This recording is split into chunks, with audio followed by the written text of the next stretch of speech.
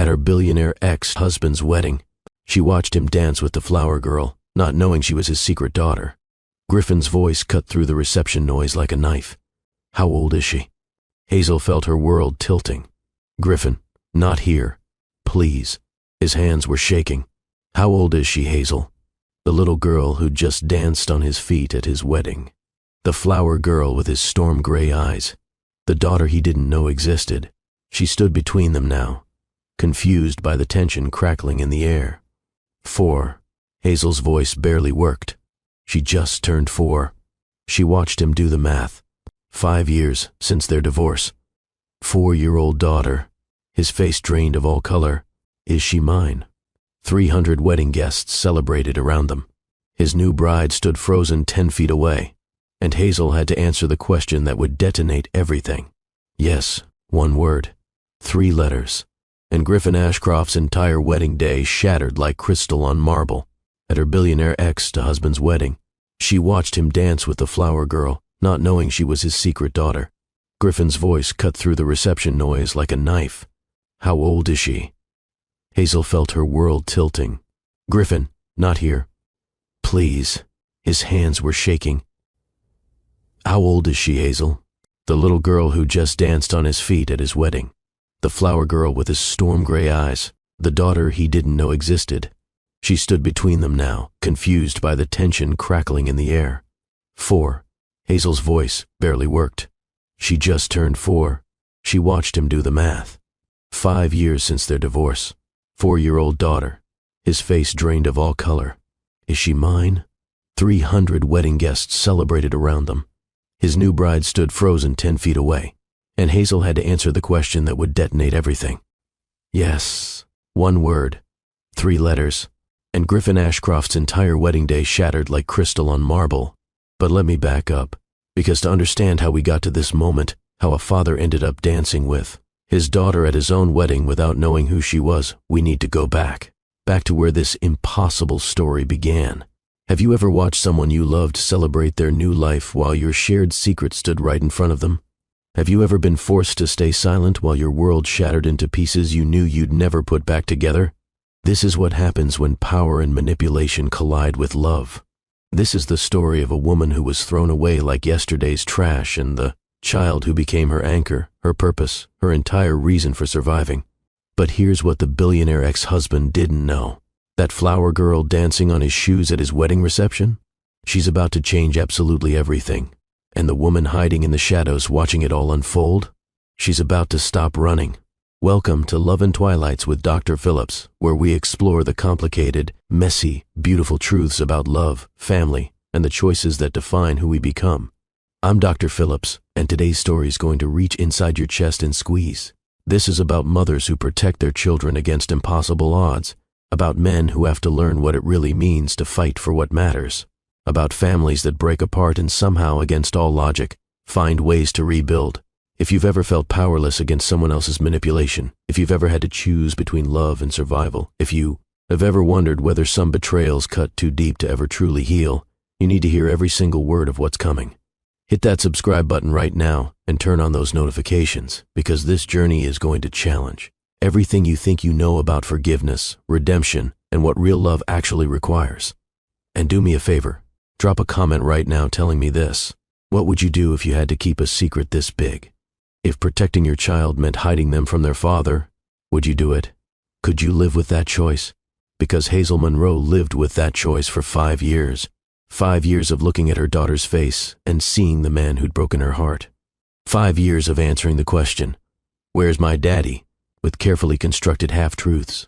5 years of building a life in the shadows while Griffin Ashcroft built an empire in the spotlight, and it all came crashing down at his wedding to another woman. But I'm getting ahead of myself again.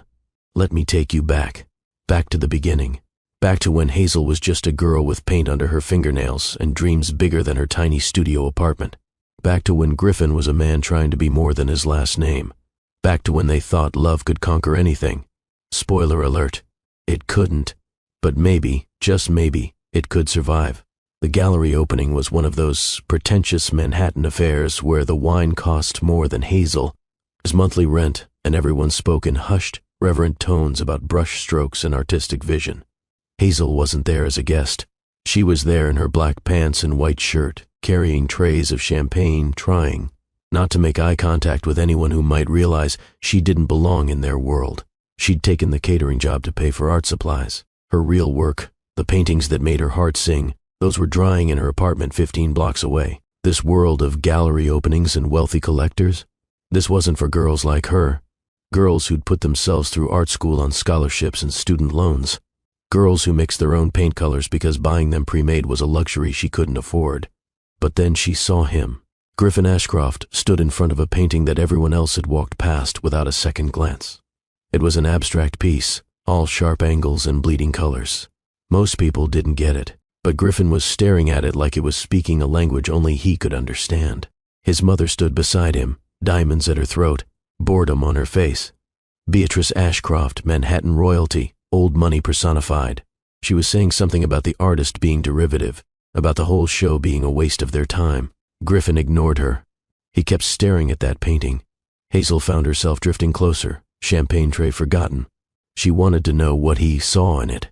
What made him look at art like it mattered, instead of like it was just another transaction. You see it too. His voice startled her. She nearly dropped the tray. See what?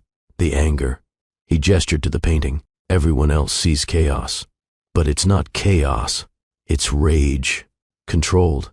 Channeled. Transformed into something beautiful. Hazel felt her breath catch. Yes. That's exactly what it is. He turned to look at her then. Really look at her. Not the dismissive glance wealthy people gave service staff, but actual seeing. Griffin.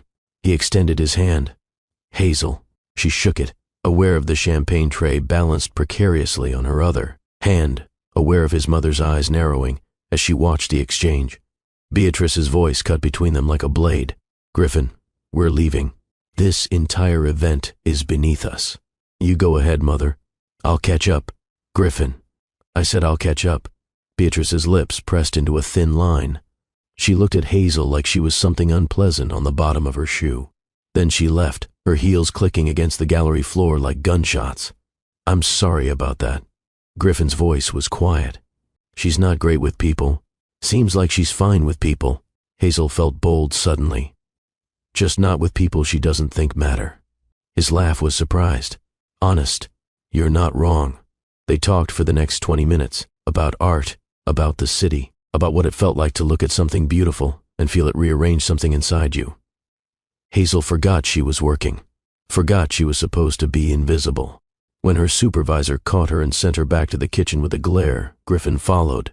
When do you get off work? Hazel blinked at him. What? Your shift. When does it end? In about 2 hours. Why? Because I'd like to take you to dinner. Actually dinner, not this overpriced gallery nonsense. She should have said no, should have recognized the gap between their worlds and protected herself. But his eyes were kind. His smile was real. And Hazel had spent so long being invisible that being seen felt like oxygen. Okay. He came back 2 hours later, waited outside the gallery entrance like he had nothing better to do than stand on a Manhattan street corner in a $1,000 suit.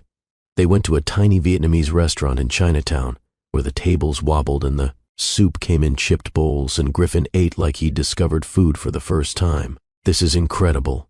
He looked at her across the table. How did you find this place? I live 3 blocks from here.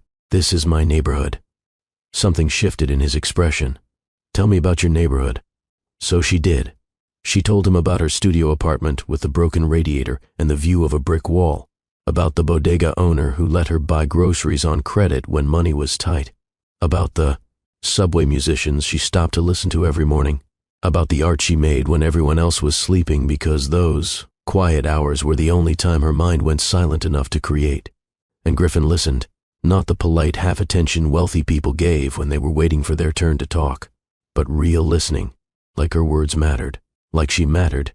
He told her about his life too, about being raised to run an empire he'd never asked for, about board meetings and expectations and the weight of a family name that had been important since before he was born, about loving art and literature and philosophy, but being told those were hobbies, not purposes, about feeling like an actor in someone else's play.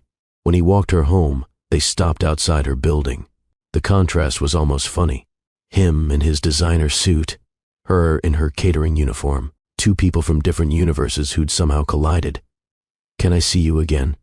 His voice was hopeful, uncertain in a way that made him seem less like an Ashcroft and more like just a man.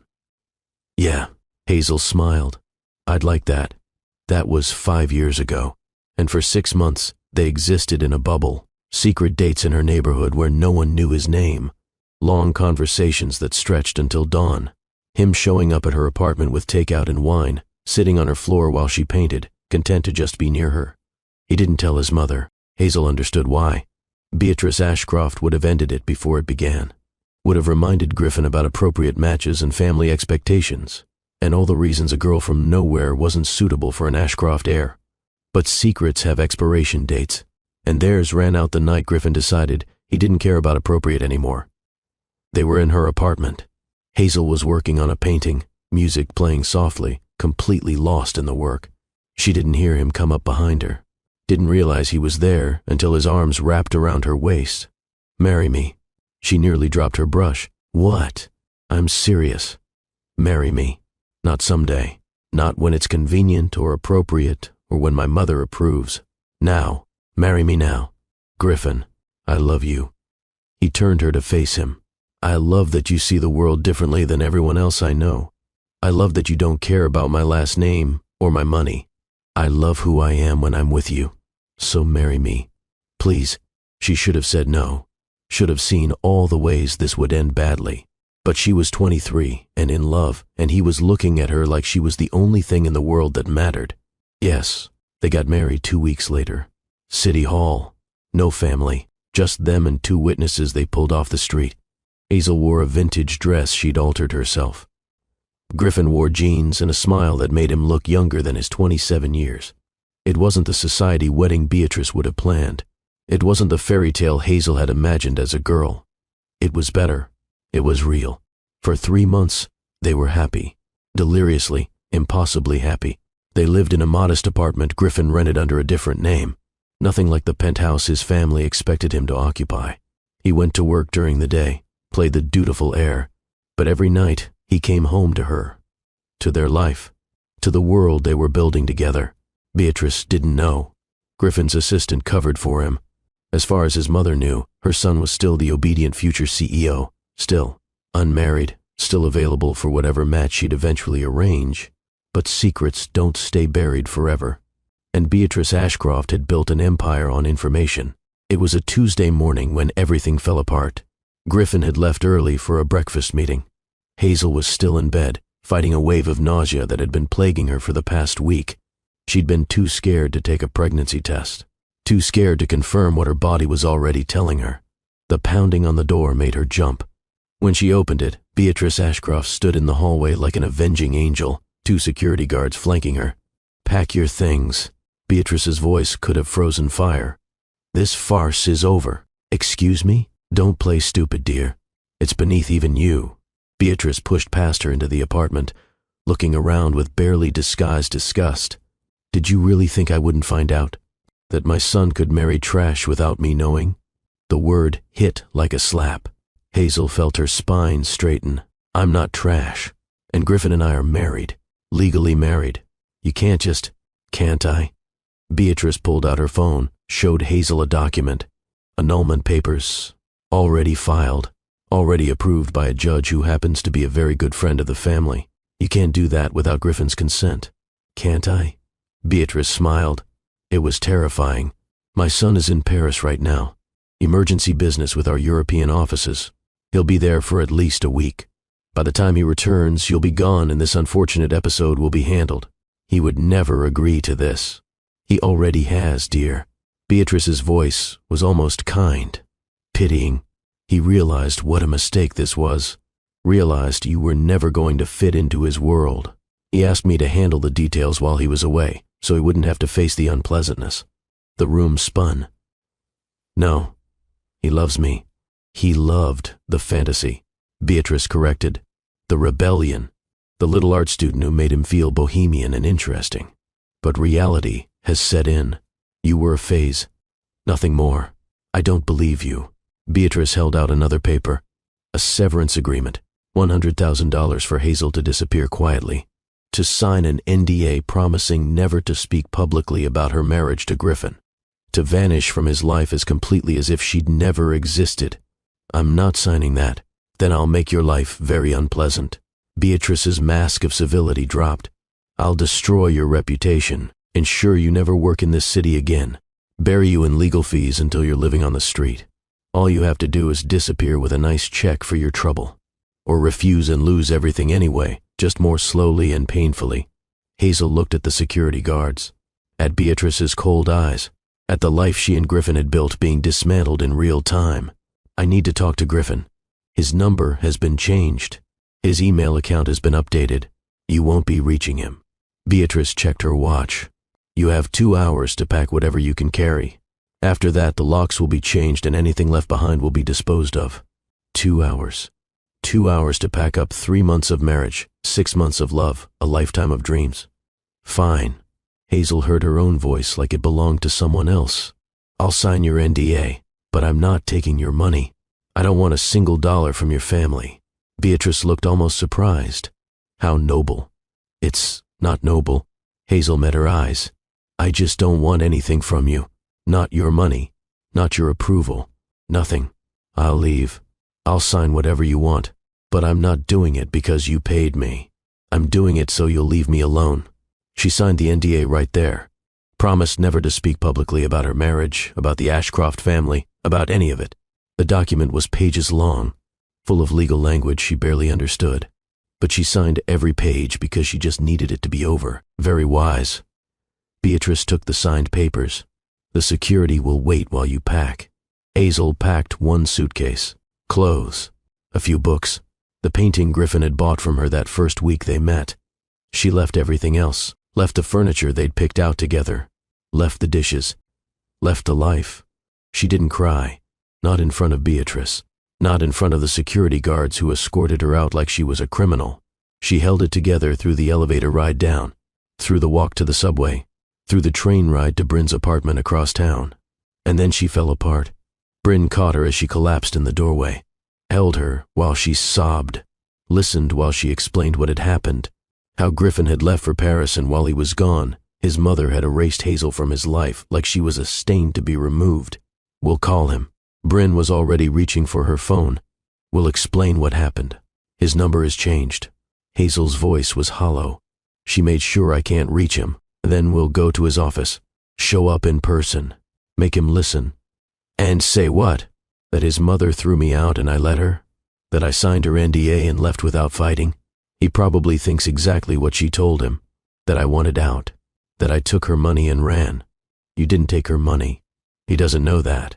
Bryn held her friend's face. So we make him know. We fight. But Hazel was already shaking her head. She was so tired, so broken.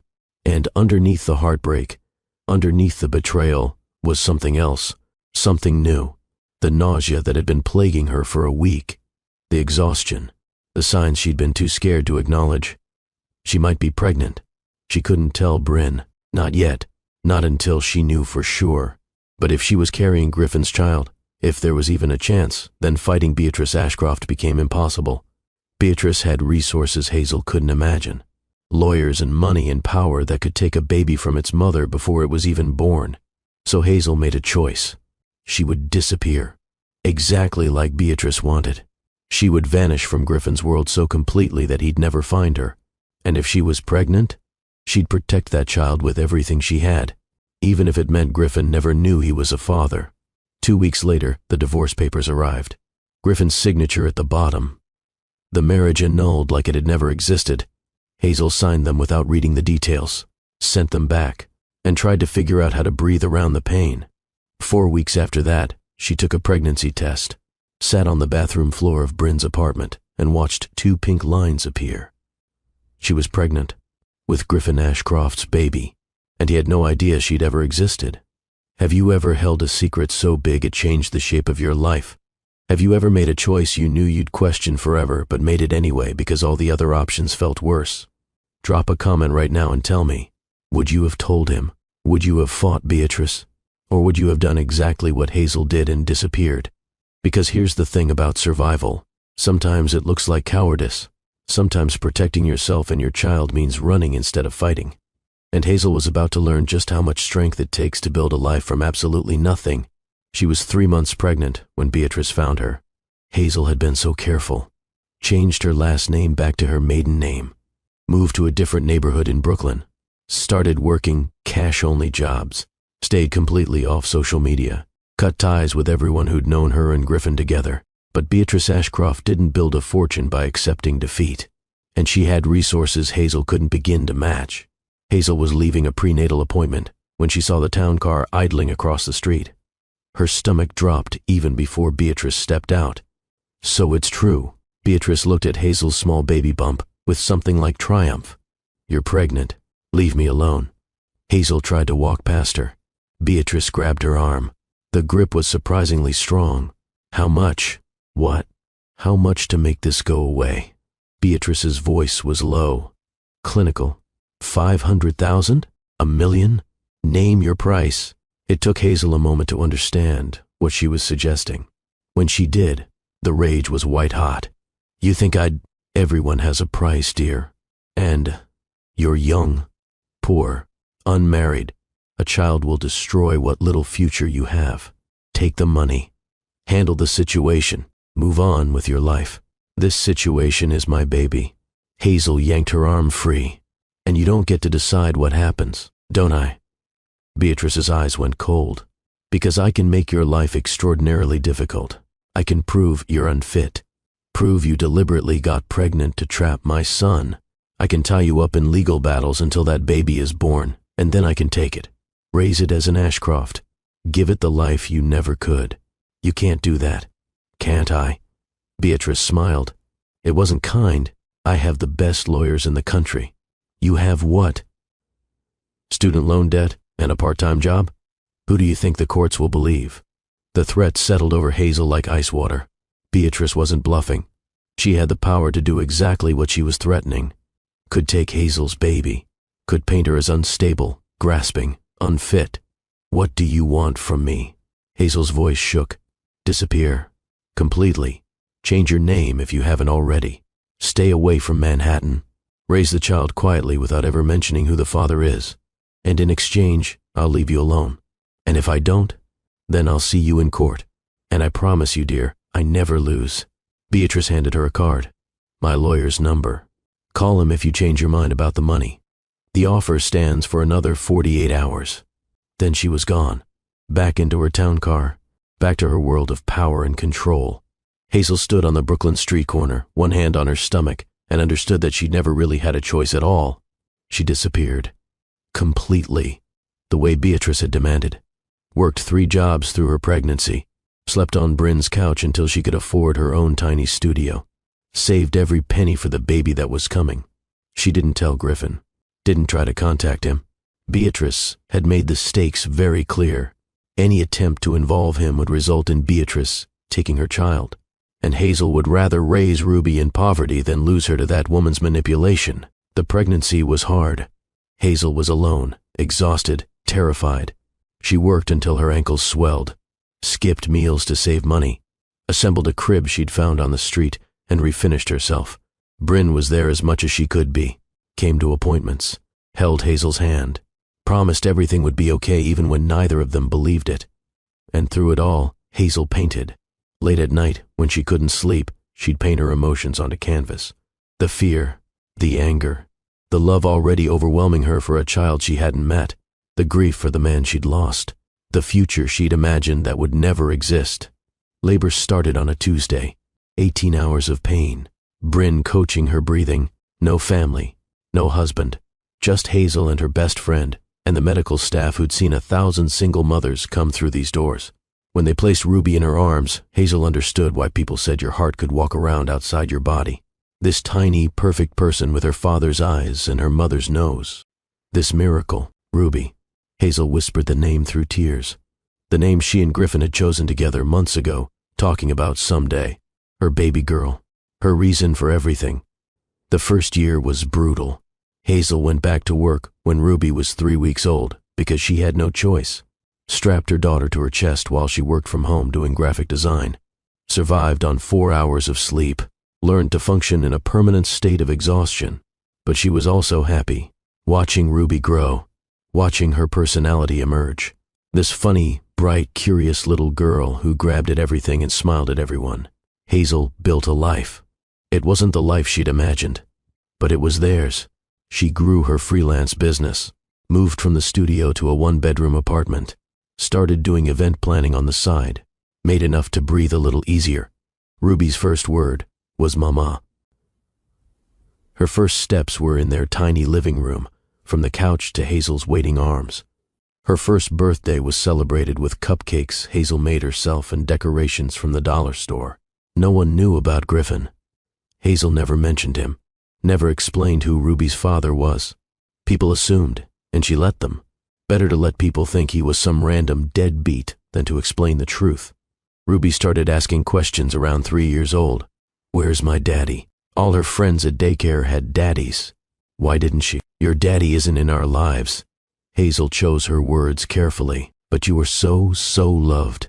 You have me and Aunt Bryn, and that's our family. But where is he? Sometimes people can't be together. Even when they love each other. It's complicated, baby. Ruby accepted this the way children accept everything. With questions sometimes, but mostly with the understanding that this was just how their life was. And for 4 years, that worked. 4 years of peace. 4 years of building a life. 4 years of Hazel almost believing they were safe. Then the invitation arrived.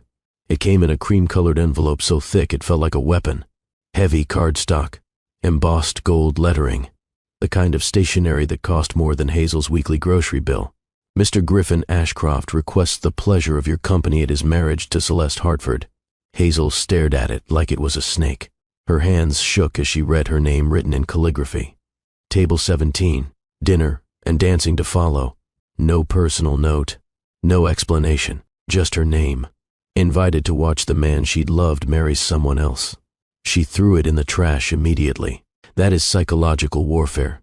Bryn fished it out, read it, threw it back. You're not going. I'm not going. Hazel agreed. But then her phone rang. A number she didn't recognize. When she answered, a crisp voice said, Miss Monroe? This is Elizabeth Chen from Ashcroft Events. We're coordinating the Ashcroft-Hartford wedding and we'd like to discuss your services. My services? Your event planning portfolio came highly recommended. We need additional coordination for the reception. Are you available for a consultation? And that's when Hazel understood. This wasn't a guest invitation. Beatrice had tracked her down, found her business, and was pulling her into Griffin's wedding as staff. The cruelty was breathtaking. Hazel should have refused, should have said no and dealt with whatever consequences came. But then the coordinator mentioned the contract, the penalty clause for backing out. 6 figures, more than Hazel made in 2 years. If you accept and then fail to fulfill the contract, the financial penalty is quite severe. The coordinator's voice was matter-of-fact. Mrs. Ashcroft insisted. She's very particular about reliability. Of course she did. Beatrice had found a way to trap her. Accept the job or face financial ruin. Come to the wedding or lose everything she'd built. Hazel took the job because she had Ruby to think about, because 6 figures of debt would destroy them, because Beatrice had backed her into a corner with no good options. But she made plans. She'd work the event, stay in the background, keep Ruby far away from the venue, get through one horrible day, and then be done with the Ashcroft family forever. The universe had other plans. The day of the wedding started wrong. Mrs. Kim, the babysitter, called at 6 in the morning. I'm so sorry. I'm in the emergency room. Kidney stones. I can't watch Ruby today. Panic set in.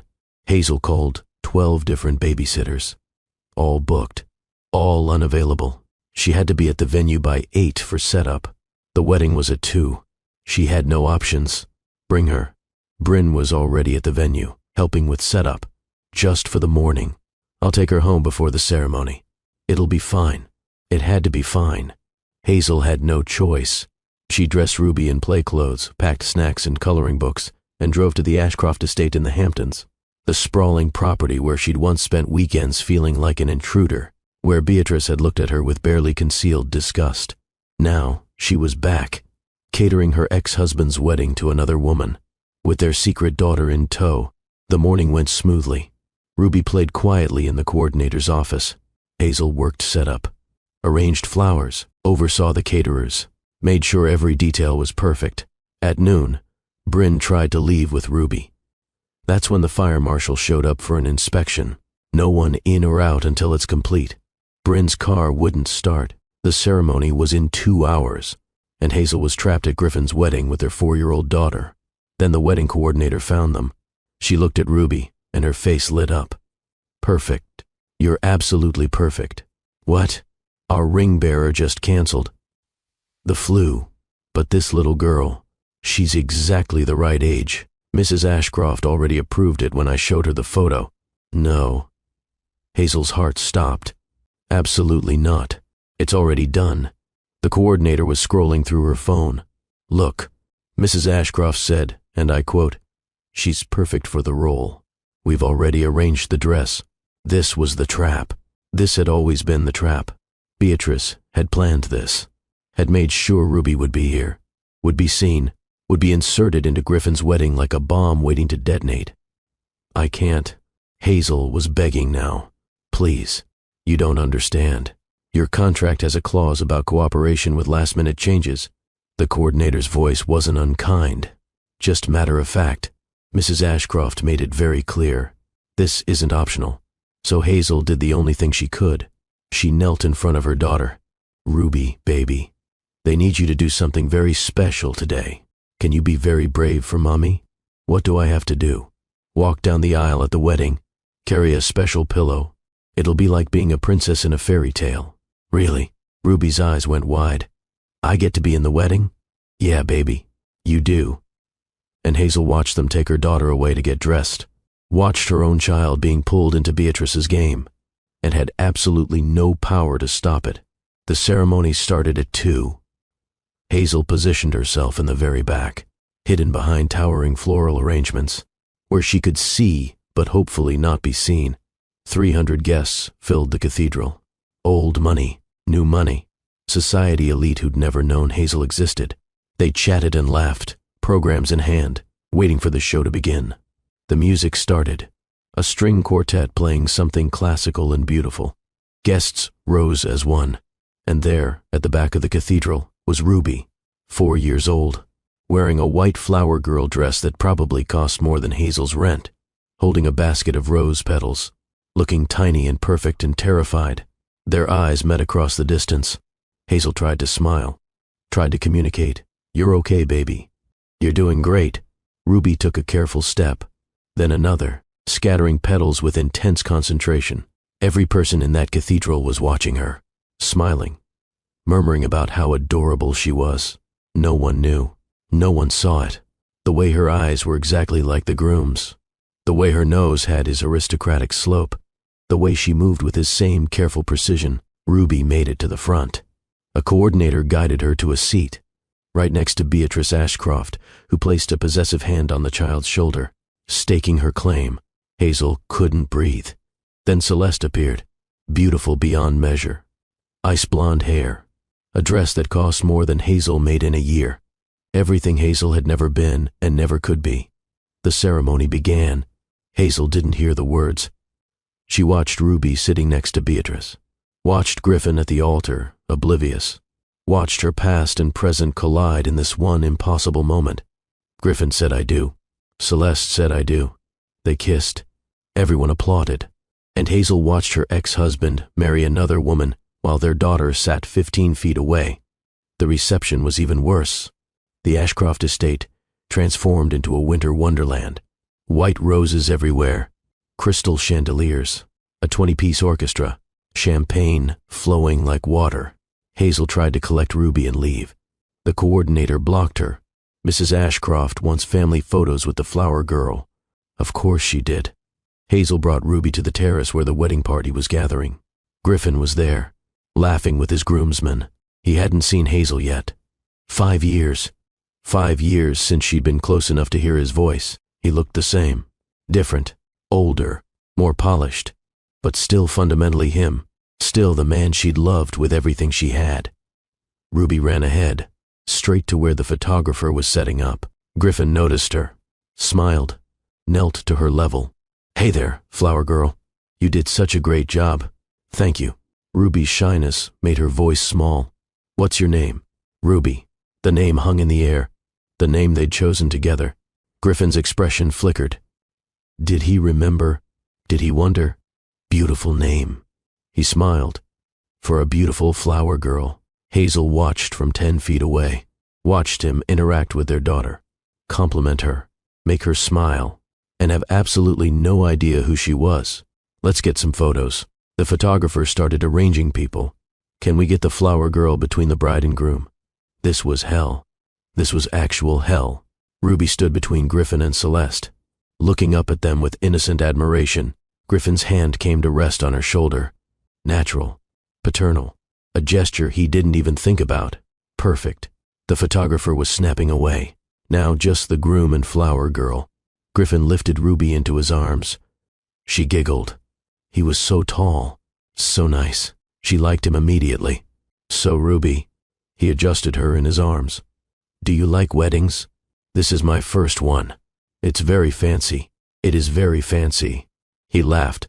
"Are you here with your family?" "My mommy's here. She's working." "She works at weddings?" "Sometimes." Ruby was warming up now. "She works lots of places. She works very, very hard. I bet she does." Something in Griffin's voice softened. "To raise such a great kid. She says I'm her favorite person in the whole world. I bet you are." Hazel watched this exchange from behind the photographer, dying inside. This was her nightmare and her dream all at once. Griffin meeting Ruby, being gentle with her, making her laugh, and having no idea she was his. The photos wrapped up. Griffin set Ruby down, patted her head. "Thank you for being such a good sport, Miss Ruby." "You're welcome, Mr. Griffin. Just Griffin is fine."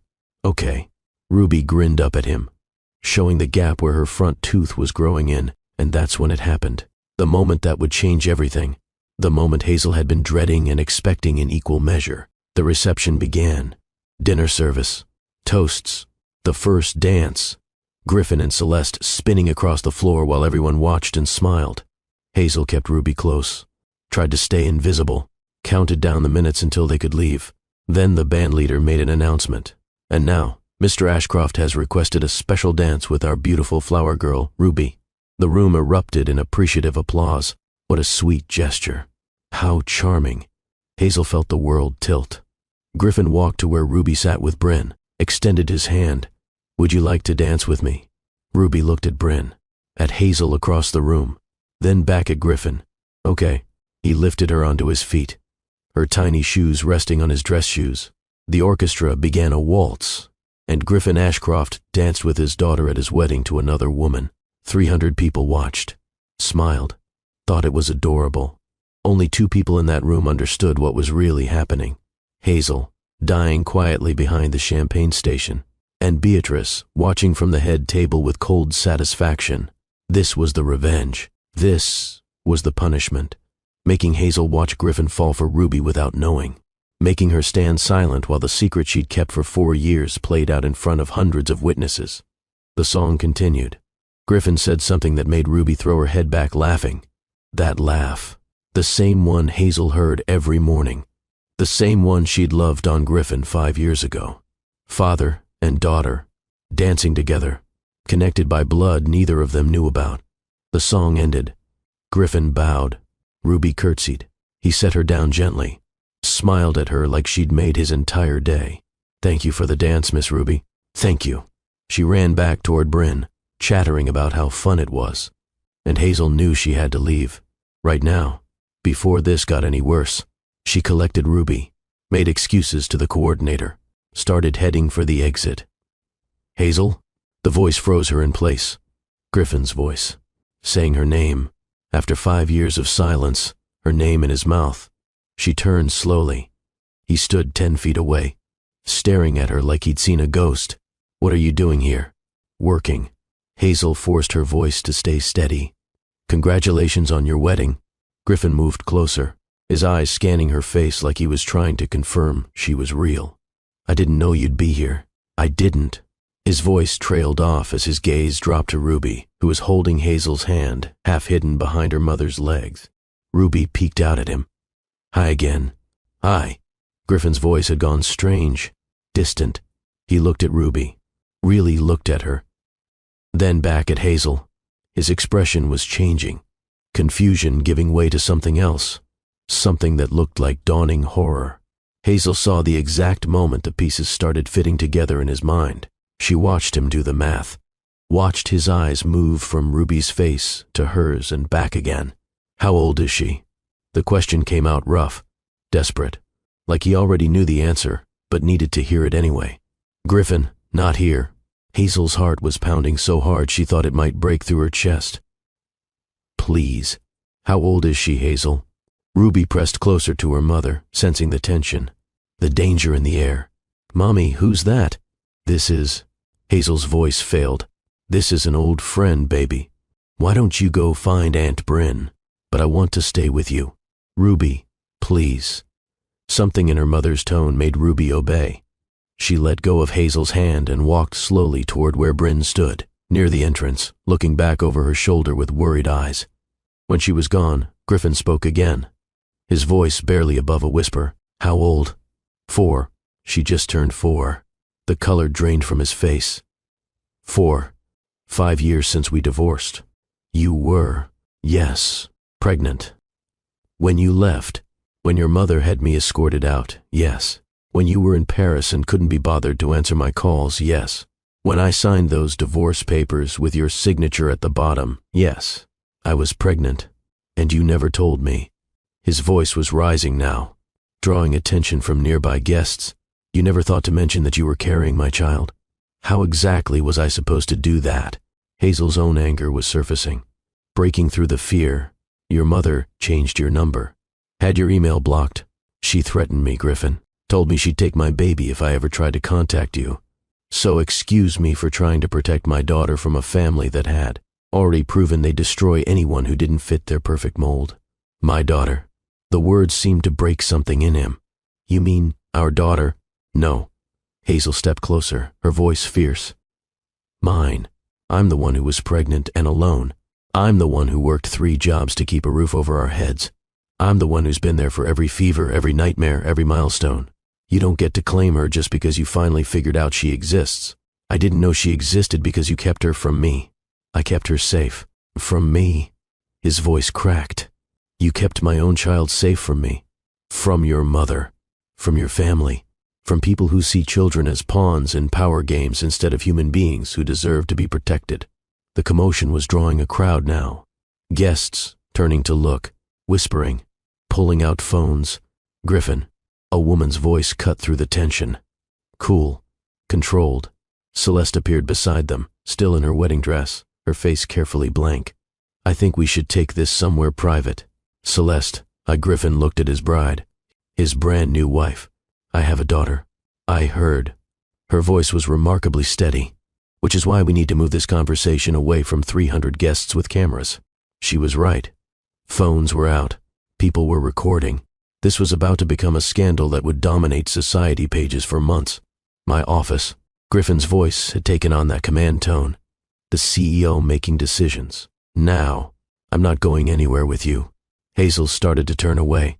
I'm taking my daughter and leaving. Like hell you are. Griffin grabbed her arm. Not gently. You don't get to drop this bomb and just walk away. Let go of me. Not until we talk. Not until you explain why you've been hiding my daughter for 4 years. 5 years. A new voice joined the conversation, cold as winter. She's been hiding the truth for 5 years. Beatrice Ashcroft appeared like a avenging angel, diamonds at her throat, ice in her eyes, looking at Hazel with undisguised loathing. Mother. Griffin's voice was dangerous. What do you know about this? Everything, darling. Beatrice's smile was razor sharp.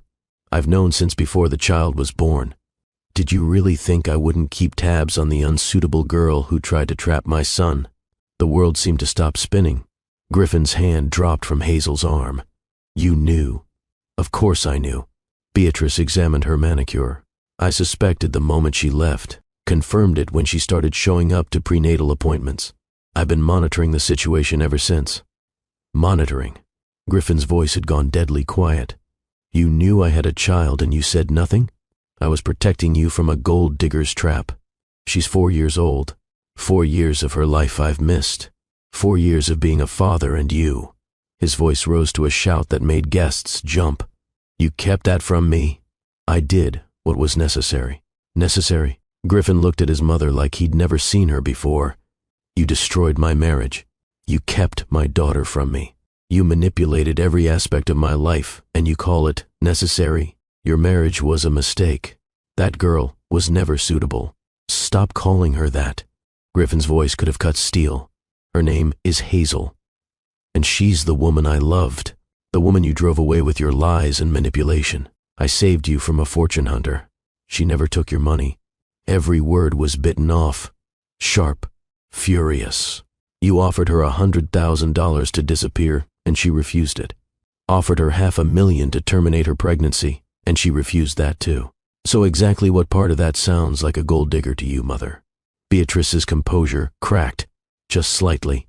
"I was protecting the family legacy. By stealing my child? By lying to me for 5 years? What legacy is that exactly? The one where Ashcrofts destroy everyone who gets close to them?" "Griffin." Celeste's voice was quiet but firm. "Not here. Please, your guests." He looked around, at the crowd of people watching his life implode, at the cameras recording every word, at his wedding reception turned into a public disaster. "Fine." He looked at Hazel. "You have 2 choices. Come to my office right now, and we have this conversation. Or I call my lawyers and file for custody before you make it back to Brooklyn. You can't. Watch me. I've missed 5 years of my daughter's life. I'm not missing another day." Hazel felt the trap closing, the same way it had been closing since that invitation arrived. Since Beatrice had orchestrated this entire nightmare, she could run, breach the contract, face the financial penalties and probably a custody battle she couldn't afford to fight. Or she could walk into that office and face the man she'd loved and the family she'd spent 5 years hiding from. Fine. Her voice was steady, despite the terror racing through her veins. "One conversation. Then I'm taking Ruby home. We'll see about that." They moved through the reception like a funeral procession. Griffin, Celeste, Hazel, Beatrice, guests parting for them, phones capturing every moment. Tomorrow's headlines already writing themselves. Bryn intercepted them at the door. "I'm coming with you." "No." Hazel squeezed her friend's hand. "Stay with Ruby. Don't let her out of your sight. If anything happens, if anyone tries to take her, you call the police. You understand me?" "Hazel, promise me." "I promise." Bryn's eyes were fierce. "But I'm calling a lawyer right now. You don't go in there unprotected. Do it." The office was exactly as Hazel remembered. Mahogany and leather, old money preserved in book bindings and crystal decanters. The room where she'd once sat across from Griffin, planning their future, believing love was enough. The door closed behind them with the finality of a vault ceiling. "I want a paternity test," Beatrice announced before anyone else could speak. "Before we discuss anything, we establish paternity." "Unnecessary." Griffin's voice was flat. "She's mine. I know she's mine. You can't possibly know that from looking at her. Can't I?" He pulled out his phone, scrolled to the photos from earlier. "Look at her, Mother. Really look." He held up the image of him and Ruby during their dance, side by side. The resemblance undeniable when framed together. The silence that followed was deafening. "She has my eyes." Griffin's voice was rough with emotion. "My father's jawline.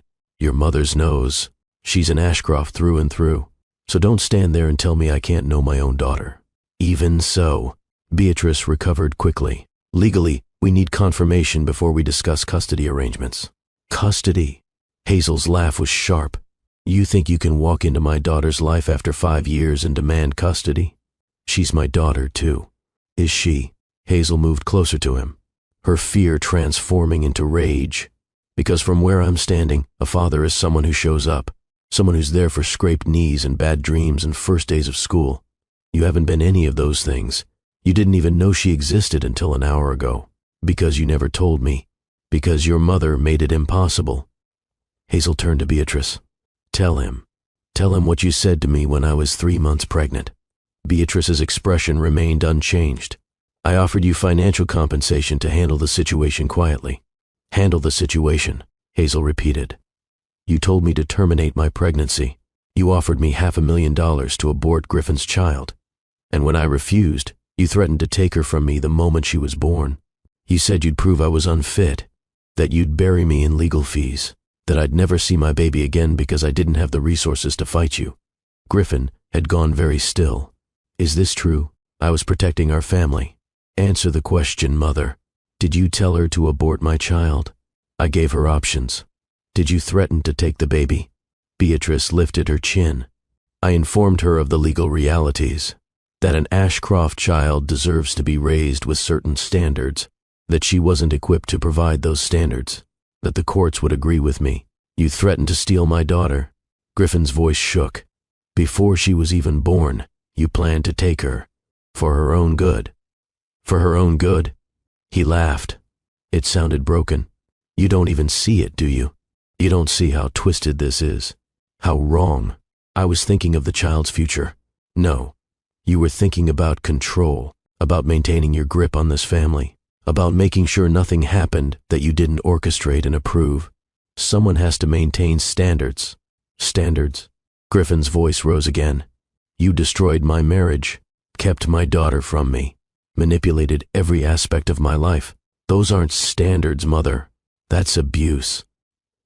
The word hung in the air. Beatrice flinched. Actually flinched. Celeste had been silent until now. She spoke quietly from her position by the window. She knew about Ruby before the wedding. What? Griffin turned to her. Your mother knew. Celeste's voice was eerily calm. She's the one who insisted Ruby be the flower girl, who arranged for the original ring bearer to cancel, who made sure Hazel would be here, trapped by contract, forced to watch you dance with your daughter without knowing who she was. Griffin looked at his mother.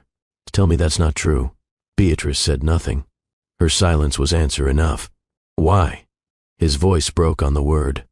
Why would you do that? Because she needed to understand her place.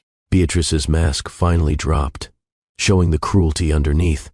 Because you needed to see what inappropriate choices cost. Because I wanted that girl to watch you build a proper life with a suitable wife while her bastard child served your wedding. Get out. Griffin's voice was ice. Get out of my office. Get out of my house. Get out of my life. Griffin, I said get out. You're done. No contact with me. No contact with my daughter. I'll make sure you're financially comfortable, but you are removed from all company decisions, all family trusts, all aspects of my life, effective immediately. You can't do that. Beatrice's composure was cracking. I'm your mother, and you've spent my entire life manipulating me, controlling me, destroying anything and anyone that threatened your vision of what an Ashcroft should be. Well, I'm done being controlled. I'm done being your puppet, and I'm done letting you hurt the people I love. This is about her. Beatrice pointed at Hazel. She's turned you against your own family. No, Mother, you did that yourself. 5 years ago when you lied to me about why my marriage ended, and again today when you orchestrated this nightmare. Now get out before I have security escort you. Beatrice looked at Celeste. Surely you see how inappropriate this is. On your wedding day. My wedding day. Celeste's voice was surprisingly gentle.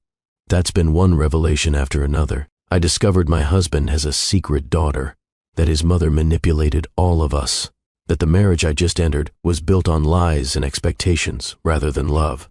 So yes, Mrs. Ashcroft, I see how inappropriate this is. All of it. Beatrice left without another word. The door closing behind her felt like the end of an era. The silence that followed was suffocating. Celeste spoke first. I think we need to establish some basic facts before emotions take over completely. Who are you? Hazel looked at this woman, this stranger who just married Griffin. Why are you being so calm about this? Because someone has to be. Celeste settled into a chair like she was at a business meeting rather than the implosion of her wedding day. Griffin, do you believe Ruby is your daughter? Yes. Hazel, is Griffin Ruby's biological father? Yes. Good. That's established. Celeste looked between them. Griffin, you've been married to me for approximately 6 hours. In that time, you've discovered you have a 4-year-old daughter your mother kept hidden from you, that your first marriage was destroyed through manipulation, that Hazel has been raising your child alone under threat from your family. Does that sum it up? Yes. And Hazel, you've spent 5 years protecting Ruby from a family you believed would take her from you.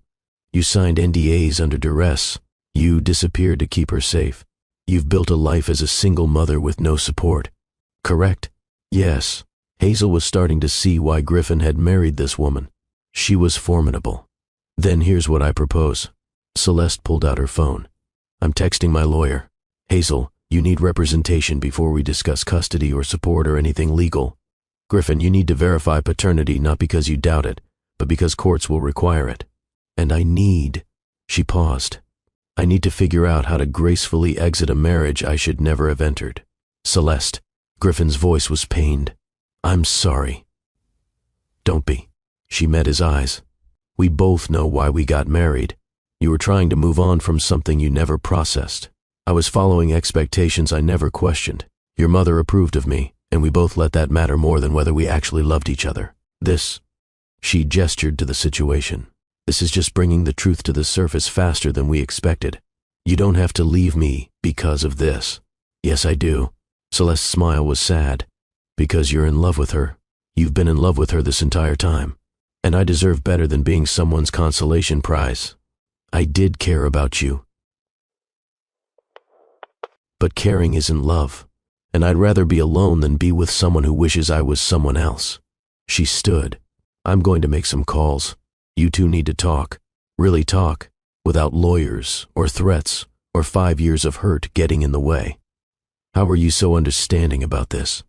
Hazel asked. I just destroyed your wedding day. No. Celeste looked at her. Beatrice destroyed my wedding day. You're just the catalyst that exposed what was already broken. And for what it's worth, I'm sorry. For what you've been through. For what Griffin's family did to you. No one deserves that. Then she was gone, leaving Hazel and Griffin alone for the first time in 5 years. Griffin sank into a chair, put his head in his hands. I have a daughter. Yes, a 4-year-old daughter who I've never met, who doesn't know I exist. She knows you exist. She just doesn't know you're her father. Hazel stayed standing, stayed ready to run if necessary. I told her that her daddy wasn't in our lives, that it was complicated, that she was loved. What's her full name? Ruby Charlotte Monroe. Charlotte. That was my grandmother's name. I know.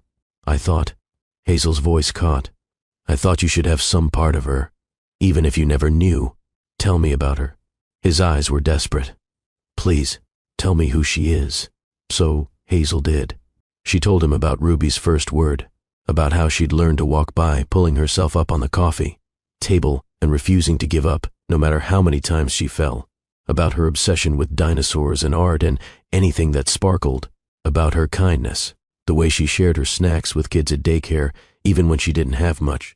About her laughter, her curiosity, her fierce little spirit that reminded Hazel of Griffin every single day. She sounds incredible. Griffin was crying now, not hiding it, just letting tears fall, and I've missed all of it. I'm sorry. The words came out before Hazel could stop them. I'm sorry you missed it. But I'm not sorry I protected her. I know. He wiped his face. I understand why you did it. My mother is. He laughed bitterly. She's exactly who you thought she was. Worse, maybe. I just never saw it clearly until today. What happens now?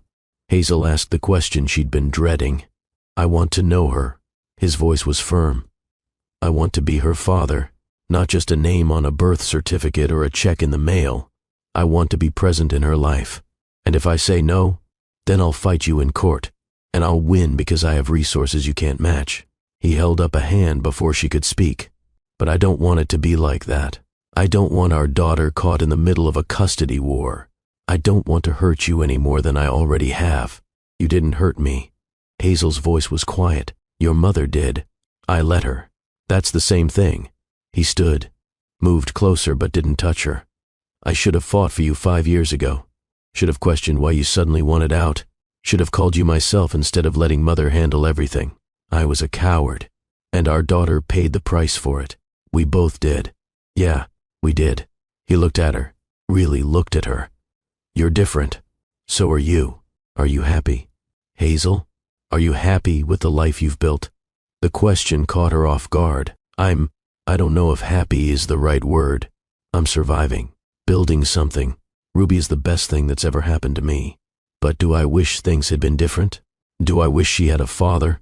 Do I wish I hadn't spent 5 years looking over my shoulder waiting for your mother to take her? Yes. To all of it. I want to change that. Not the past. I can't fix the past. But the future. Let me be part of her future. Under what terms? Whatever you're comfortable with. Supervised visits. Slow introductions. I'll go to therapy to work through the mess my mother left in my head. I'll prove I'm serious about this. About her. He paused. About making things right. You can't make this right, Griffin. You can't get back 5 years. I know. But I can do better going forward. I can be the father Ruby deserves. If you let me. Hazel wanted to say no. Wanted to protect the life she'd built. The safe, small world where Ruby was hers and hers alone. But looking at Griffin's face, at the genuine devastation there, at the man who was finally standing up to his mother after a lifetime of control, she couldn't. Okay. We can try. Slowly. Carefully. With boundaries and rules and the understanding that if you hurt her, if you disappoint her, if you're anything less than consistent and present, I'm done. You don't get second chances with a 4-year-old's heart. I understand. And therapy. You go to therapy. You work through all the ways your mother messed you up. Because I won't let you pass that damage on to our daughter, already planning to call someone tomorrow. He almost smiled. What else? Your mother doesn't get unsupervised access. Ever. She sees Ruby with me present, or not at all. Agreed. Honestly, I'm not sure she'll be seeing Ruby at all. What she did today, what she's done for 5 years, that's unforgivable. Don't make promises about cutting off your mother just to impress me. Hazel warned. That's your relationship to figure out. I'm not trying to impress you. I'm trying to protect my daughter, and myself, from someone who sees people as chess pieces instead of human beings. Okay then. Hazel moved toward the door. I'm taking Ruby home now. We'll talk later about how to introduce you properly. As her father, not as the nice man from the wedding. When can I see her again? Give me a week. Let me prepare her. Let me figure out how to explain this in a way a 4-year-old can understand. A week. He nodded. Okay, I can do a week. She was almost out the door when he spoke again. Hazel? She turned back. I loved you. 5 years ago. I loved you more than I've loved anything before or since. And I'm sorry. I'm sorry I wasn't strong enough to fight for us. I'm sorry I believed my mother's lies. I'm sorry for all of it. I know. Her voice was soft. I loved you too. But love wasn't enough then, and it's not what this is about now. This is about Ruby. Just Ruby. I know. But I needed you to hear it anyway. She left before he could see her cry. Bryn was waiting with Ruby in the parking lot. The little girl was asleep in the back seat, exhausted from the day's excitement. What happened? Bryn demanded. Everything. Hazel buckled herself into the passenger seat. Let's just go home. The drive back to Brooklyn was silent, except for Ruby's soft snoring. Hazel stared out the window, watching the Hamptons give way to the city, watching the world where Griffin lived disappear in the rearview mirror. Her phone buzzed. A text from an unknown number. It's Griffin. Celeste gave me your number. I'm sorry for how today went. For all of it. Can we talk soon? Please? She typed back. 1 week. I'll call you. His response was immediate. Thank you. For everything. For raising her. For being strong enough for both of us. For giving me a chance I don't deserve. She didn't respond. Just put her phone away and closed her eyes. Have you ever made a decision that terrified you? Have you ever given someone a second chance when every instinct told you to run? Drop a comment right now. Tell me, should Hazel trust Griffin? Should she let him into Ruby's life? Or should she protect what she's built and keep him at arm's length? Because here's what happens next. The part most stories don't show you. The hard work. The slow rebuilding. The daily choice to trust or to guard. The messy, complicated reality of two people trying to co-parent when they're not quite past the hurt that tore them apart. If you're still watching, if this story has grabbed you, I need you to hit that like button right now. Subscribe to Love and Twilights with Dr. Phillips. Turn on notifications. Because we're about to jump forward. We're about to see whether Griffin can back up his promises with action. Whether Hazel can learn to trust again. Whether Ruby can have the father she deserves. Share this video with someone who needs to hear it, someone who's trying to decide whether to forgive, someone who's co-parenting through pain, someone who needs to know that sometimes the bravest thing you can do is give people the chance to prove they've changed. And comment below. Tell me what you're feeling. Tell me what you'd do. Tell me if I'm crazy for believing some people can actually transform. Because transformation is what comes next. 1 week later, Hazel sat Griffin down in her tiny Brooklyn apartment. The contrast to his world couldn't have been starker. Her thrift store furniture, her paintings on the walls, the place she'd built with nothing but determination and love. This is where you live. He looked around, not with judgment, with something that looked like awe. This is home. She gestured for him to sit. Ruby's at a play date. We have an hour before she gets back. Okay. He sat on the edge of her second-hand couch, looking completely out of place and somehow perfect anyway. Here's how this is going to work. Hazel had rehearsed this speech 100 times. You're going to meet her as my friend first. Someone I used to know who wants to get to know her. We're not telling her you're her father until she's comfortable with you, until you've proven you're going to stick around. How long will that take? However long it takes. Could be weeks. Could be months. She sets the pace, not us. Understood. You'll see her twice a week to start. Dinner's here, with me present. If that goes well, we'll add weekend activities. Still supervised. Still with me there. Okay. No gifts. Hazel's voice was firm. No toys or expensive things, or trying to buy her affection. You show up. You spend time. You listen to her. That's it. No gifts. He nodded. What does she like? What should I know? Dinosaurs. Art. Anything that sparkles.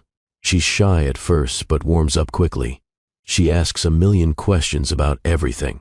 She's kind. Almost too kind sometimes. She'll share her last cookie with someone even if she's still hungry. Like you. Griffin's voice was soft. Like both of us, maybe. Hazel stood. She'll be here in 30 minutes. Are you ready? No. He laughed nervously. Terrified, actually. What if she doesn't like me? Then you keep showing up until she does. That's what being a parent is. Showing up even when it's hard. The doorbell rang exactly 29 minutes later. Ruby burst in, full of stories about her playdate, before stopping short when she saw Griffin. Oh, hi. Hi, Ruby. Griffin stayed seated, not wanting to overwhelm her. Remember me? You're the man from the fancy wedding. You danced with me. I am. Your mom and I are old friends. I was hoping we could be friends too. Ruby looked at her mother. Hazel nodded encouragement. Okay. Ruby moved closer, cautious but curious. Do you like dinosaurs? I don't know much about them, Griffin admitted. But I'd love to learn. That was apparently the right answer. Ruby launched into an explanation of why velociraptors were misunderstood, and actually had feathers and were much smaller than the movies showed. Griffin listened like she was presenting a doctoral thesis. Hazel watched them from the kitchen. Watched her daughter warm to this man who was a stranger and also her father. Watched Griffin look at Ruby like she was the most important person in the world. Maybe this could work. Maybe.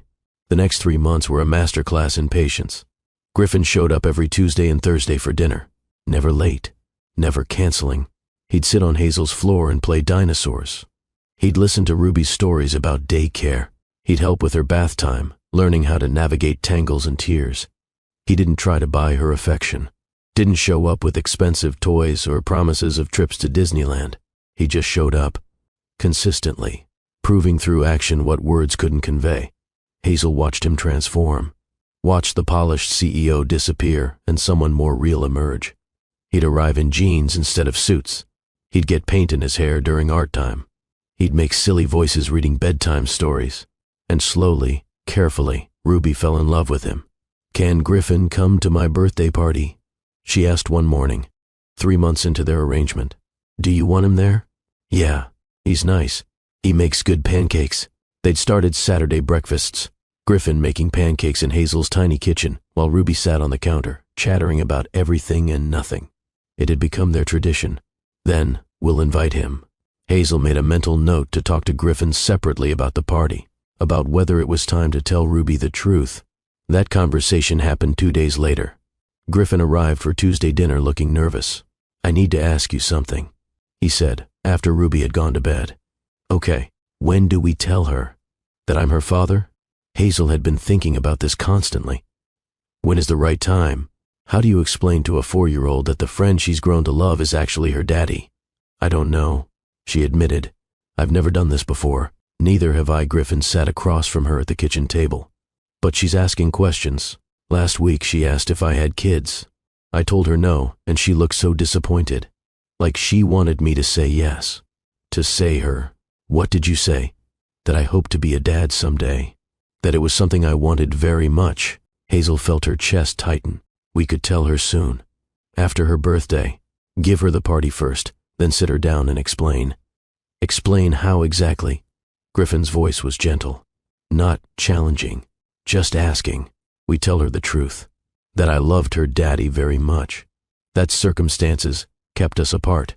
That he didn't know about her, but now he does. That he loves her and wants to be her dad. Will she understand? She's 4. Probably not completely. But kids are resilient. They accept what we tell them. Okay. Griffin reached across the table. Stopped just short of taking her hand. Thank you. For this. For letting me in. For giving me a chance to know her. You've earned it. Hazel pulled her hand back. Not ready for that kind of contact yet. You've shown up. Been consistent. That's what matters. The birthday party was held at a local park. Nothing fancy. Just Ruby's friends from daycare, Bryn and Griffin. They played on the playground. Ate cupcakes Hazel had made. Sang happy birthday while Ruby beamed. Griffin had asked what to get her. Hazel had said one small thing. Nothing expensive. He'd shown up with a set of paintbrushes. Good ones, but not outrageously priced. And a card that said, "For the artist who taught me to see color everywhere." Ruby had hugged him, thrown her little arms around his neck, and held on. Thank you, Griffin. Over her head, his eyes met Hazel's. There were tears in them. That night, after the party, after Griffin had left, Ruby asked the question Hazel had been expecting. Mommy, why don't I have a daddy like the other kids? Hazel sat on her daughter's bed, smoothed back her dark curls. You do have a daddy, baby. He just hasn't been able to be with us until now. Why not? It's complicated. But here's what you need to know. Your daddy loves you very much. He didn't know about you for a long time, but now he does, and he wants to be part of your life. Ruby's eyes went wide. Do I know him? Yes, you know him. Is it Griffin? Children. They saw everything adults tried to hide. Yes, baby. Griffin is your daddy. Really? Ruby sat up. Really, really? Really, really? Hazel felt tears on her cheeks. Is that okay? Is that why he comes to see us? Because he's my daddy? Yes. And he wants to be my daddy? Like for real? For real. Ruby processed this. Then, can I call him Daddy? I think he'd like that very much. The next Tuesday, Griffin arrived for dinner. Ruby met him at the door, looked up at him with those storm-gray eyes. Hi, Daddy. Griffin dropped to his knees, pulled her into his arms. Hi, baby girl. He was crying. Ruby patted his face. It's okay. Mommy said you didn't know about me, but you know now, so it's okay. I love you so much. His voice broke. I'm so sorry I wasn't here before, but I'm here now. I'm going to be here from now on. Okay. Ruby hugged him back. Can we have pancakes for dinner? Through tears and laughter. Absolutely. Whatever you want. Watching them, Hazel felt something shift. Not forgiveness, not quite. But the beginning of letting go. The start of believing that maybe, just maybe, some things could be rebuilt. The next 6 months were a study in co-parenting. Griffin and Hazel worked out a formal schedule. Every Tuesday and Thursday for dinner. Every other weekend. Holidays split evenly. It was businesslike, practical. But there were moments, small moments that felt like something more. The time Ruby got sick and Griffin showed up at 2 a.m. with medicine and stayed. The whole night, helping Hazel through fever checks and vomit cleanup. The time Hazel's business nearly went under and Griffin offered connections, not money. Introductions to people who could hire her, not handouts that would make her uncomfortable. The time they both attended Ruby's preschool graduation and sat together, watching their daughter receive her certificate, both of them crying like she'd graduated Harvard. Griffin went to therapy, told Hazel about it sometimes, about unpacking his mother's control, about learning to set boundaries, about grieving the relationship with Beatrice that had never been healthy but was all he'd known. Beatrice tried to contact him multiple times. He refused every attempt, made it clear that until she apologized to Hazel and committed to therapy, there would be no relationship. She never apologized. Pride, apparently, was stronger than love for her grandson. Celeste divorced Griffin quietly, gracefully.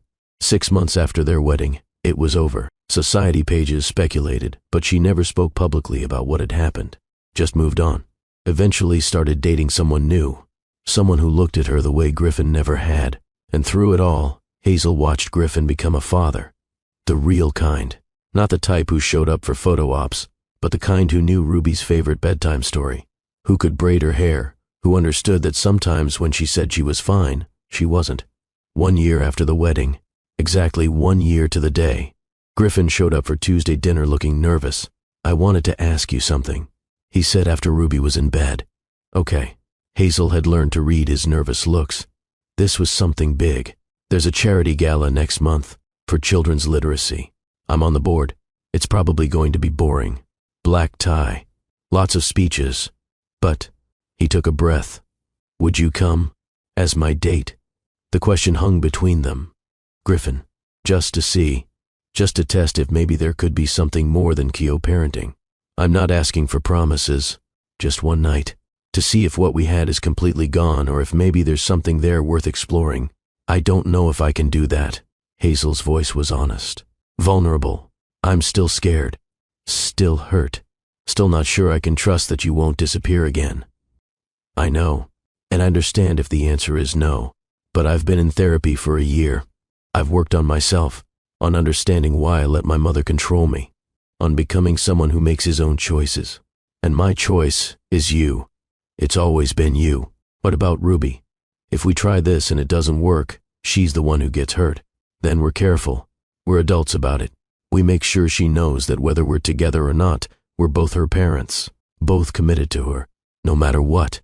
Hazel looked at this man, this person who'd been Griffin Ashcroft, heir and CEO, and was now just Griffin.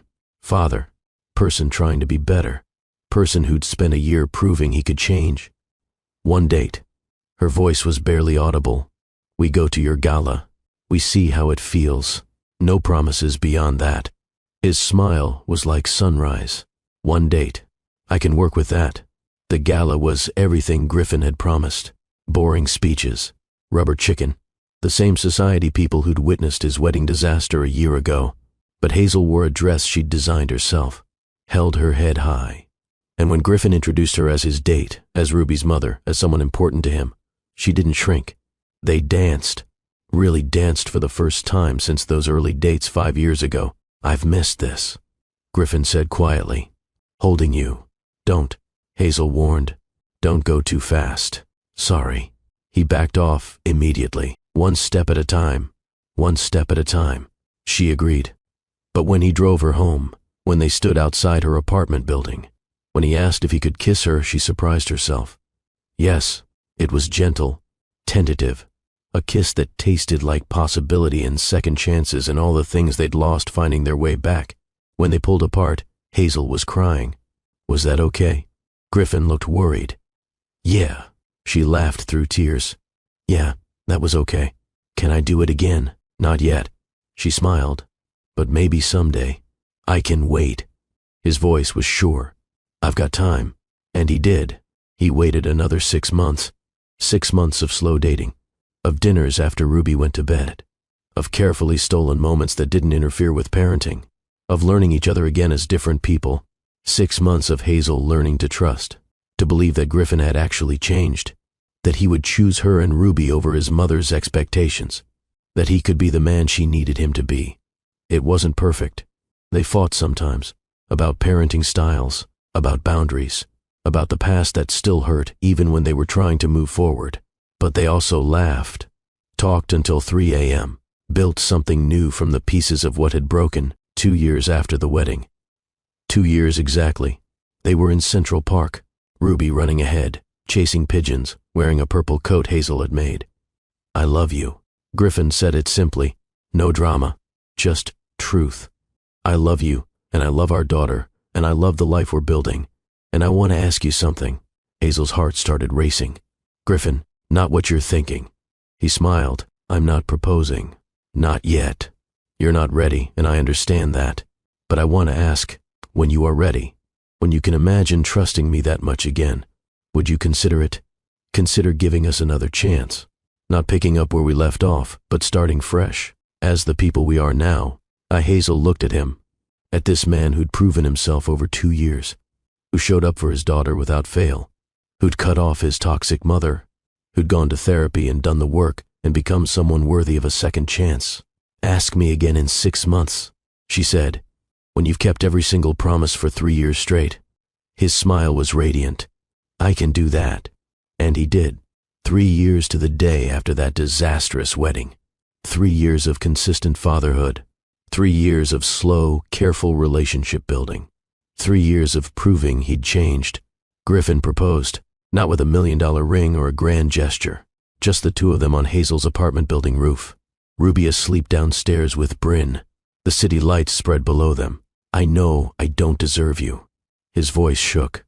I know I hurt you. I know 3 years doesn't erase 5 years of pain. But I love you. I love our daughter. I love the family we've built. And I want to spend the rest of my life proving I'm worthy of that love. Will you marry me? Hazel looked at the simple ring in his hand, looked at his face, looked at the future stretching out before them. She thought about the girl she'd been, young, in love, believing love conquered all. She thought about the woman she'd become, strong, independent, a mother who'd built a life from nothing. And she thought about Ruby, sleeping downstairs, happy, loved, with 2 parents who adored her and each other. Yes, the word came out sure, strong, yes, but we do this my way. Small wedding, just us and the people who matter. No society spectacle, no Ashcroft production, just real, whatever you want. Griffin was crying, laughing, putting the ring on her finger. Anything you want, forever. They got married 6 months later. City Hall again. Ruby is their flower girl, for real this time. Bryn as maid of honor. Celeste attended, bringing her new partner, happy for them both. Beatrice was not invited, was not mentioned, had no place in their new beginning. And when they said I do this time, it meant something different.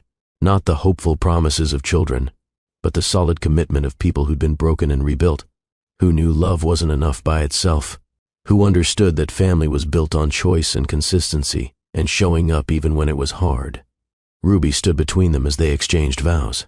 One small hand in each of theirs, connecting them, the reason they'd found their way back. Afterward, they went to that same Vietnamese restaurant where they'd had their first date, ate soup from chipped bowls, laughed with Ruby, began again. Not where they'd left off, but somewhere better, somewhere earned. Beautiful souls, what's the lesson here? What's the truth we need to carry forward? First, a mother's love is the fiercest force in this universe. Hazel was 23, broke and alone, and she still chose to protect her child over everything else. Society might judge women like her, call them vindictive for keeping secrets, but she wasn't being cruel. She was surviving. She was protecting the most vulnerable person in her world with the only weapons she had. Distance and silence and a strength most people will never need. Second, money and power mean absolutely nothing if you're not making your own choices. Griffin had everything. Wealth, status, success, but he didn't have freedom. His mother controlled his relationships, his marriage, his entire life. Real power isn't what you own. It's the courage to choose your own path even when it costs you everything. Third, manipulation destroys more than just relationships. It destroys generations. Beatrice thought she was protecting her family, but her lies cost Griffin his marriage and 5 years with his daughter. Her control fractured every relationship she touched. When we manipulate the people we claim to love, we don't protect them. We poison them. We create wounds that take years to heal. Fourth, redemption isn't about apologizing. It's about changing. Griffin could have showed up with lawyers, could have demanded custody, could have used his wealth and power to take Ruby. Instead, he showed up consistently, went to therapy, set boundaries with his mother, earned his place in his daughter's life one day at a time. That's real change, not words. Actions, daily choices over years. Fifth, some love stories need to be interrupted to become what they're meant to be. Hazel and Griffin at 23 were too young, too naive, too controlled by others to make their relationship work. But Hazel at 28, independent, strong, clear about her worth. And Griffin at 32, healed, boundaried, choosing authentically. These versions of them had a real chance. Sometimes you have to lose someone to become the person worthy of keeping them. And, finally, trust isn't rebuilt with words. It's rebuilt with time. Hazel didn't forgive Griffin in a moment of passion. She made him prove himself, day after day, month after month, year after year, 3 full years of consistent action before she could believe he'd actually changed. That's not coldness. That's wisdom. That's self-respect. That's knowing your worth and refusing to settle for less. If you're watching this and you've been the Hazel, betrayed, abandoned, fighting alone, I want you to know something. Your strength is extraordinary. The way you've protected yourself and your children matters. You're not bitter for having boundaries. You're wise. You're not cold for requiring proof instead of promises. You're smart. Don't let anyone make you feel guilty for protecting your peace. If you're the Griffin, someone who's realized too late what they've lost, there's hope. But only if you're willing to do the real work. Therapy, boundaries with toxic family members, consistent action over years. You can't buy back trust. You can't demand forgiveness. You have to earn it. One choice at a time, one day at a time, 1 year at a time. And even then, the person you hurt doesn't owe you another chance. But if they give you one, treat it like the gift it is. And if you're dealing with a Beatrice, someone who manipulates in the name of love, please understand this. You have the right to set boundaries, even with family, especially with family. Protecting your peace, your children, your relationships from manipulation isn't cruel. It's necessary. It's healthy. It's the only way to break cycles that have been poisoning your family for generations. This story doesn't have a perfect ending because life doesn't have perfect endings. It has real ones. Messy, complicated, beautiful real ones where people grow and heal and sometimes, not always, but sometimes, find their way back to each other. Different, scarred, but also stronger, wiser, more capable of real love than they were before. Hazel and Ruby started with nothing and built everything that mattered. Griffin lost everything and found what was actually valuable. And together, they created a family. Not the one they'd imagined, but the one they fought for, the one they earned. If this story touched your heart, if it made you think differently about second chances, or forgiveness, or what real love requires, I need you to do something for me. Hit that like button so YouTube knows you want more stories like this. Real, raw, meaningful narratives that actually teach us something about life. Subscribe to Love and Twilights with Dr. Phillips and turn on those notifications. Every week I'm bringing you stories that will challenge you, inspire you, and remind you of your own strength. Share this video, not for the algorithm, though I appreciate that, but because someone you know needs this message. Someone is trying to decide whether to give a second chance. Someone is fighting alone like Hazel. Someone needs to hear that redemption is possible, but it requires real work. And drop a comment. Tell me what this story taught you. Tell me what you would have done differently. Tell me if you're team second chance or team protect your peace. Because both are valid. Both are important. And the answer depends on whether someone is willing to do the work to earn that chance. I'm Dr. Phillips, and I'll see you in the next story. But before you go, remember this. You are worthy of love that chooses you. Consistently. Every single day. Love that backs up words with action. Love that sees you as a priority, not an option. Don't settle for less. Don't accept manipulation disguised as care. Don't let anyone make you feel guilty for requiring them to prove they've changed before you risk your heart again. And if you're the one who needs to change, who needs to prove themselves, understand that it takes time. Years, maybe. And that's okay. Real transformation isn't quick. It's deep. It's lasting. It's the kind of change that rebuilds foundations instead of just painting over cracks. Some love stories aren't finished when they're interrupted. They're just waiting for the people in them to become who they need to be, to grow, to heal, to learn what love actually requires. This was one of those stories, and maybe yours is too. Until next time, beautiful souls. Keep fighting for what matters. Keep protecting your peace. Keep believing that people can change when they choose to do the work. And keep loving, not recklessly, not naively, but wisely, with boundaries and self-respect and the understanding that the greatest love stories aren't the easy ones. They're the ones that required everything from everyone involved, the ones that were earned,